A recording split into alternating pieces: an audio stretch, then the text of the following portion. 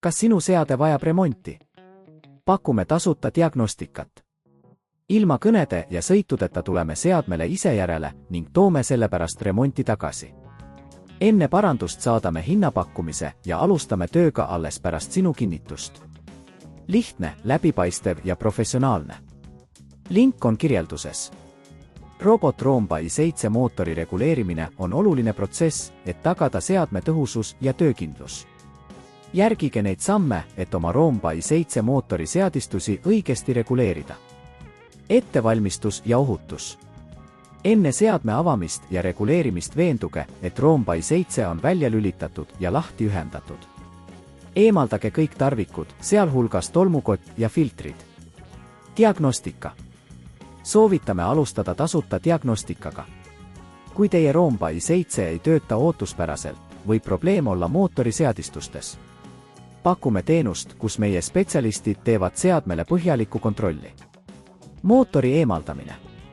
Eemaldage seadme põhigaas, kasutades õiget tüüpi kruvikeerajat.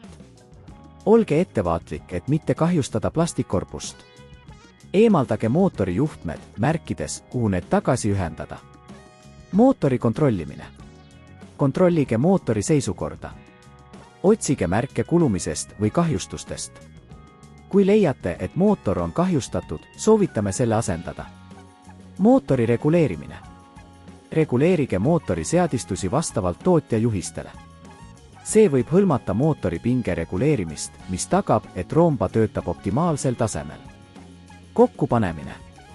Kui olete mootori reguleerimise lõpetanud, ühendage kõik juhtmed tagasi.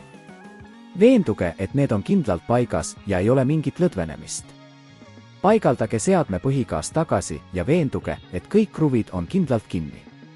Testimine. Lülitage Roomba i7 sisse ja tehke testkäik. Veenduge, et seade töötab sujuvalt ja tõhusalt. Jälgige, kas on mingeid ebatavalisi helisid või käitumist. Professionaalne teenus. Kui pärast reguleerimist esinevad endiselt probleemid, pakume kodust pealevõtmise teenust. Meie tehnikud tulevad teie juurde ja viivad seadme meie teeninduskeskusesse. Pakume tasuta hinnapakkumist enne remonti, et te teaksite, millised kulud teid ees ootavad. Robot Roomba i7 mootori reguleerimine on lihtne protsess, kui järgite neid samme. Kui teil on küsimusi või vajate lisateavet, ärge kartke meiega ühendust võtta. Kas sinu seade vajab remonti? Pakume tasuta diagnostikat. Ilma kõnede ja sõitudeta tuleme seadmele ise järele ning toome sellepärast remonti tagasi. Enne parandust saadame hinnapakkumise ja alustame tööga alles pärast sinu kinnitust. Lihtne, läbipaistev ja professionaalne. Link on kirjelduses.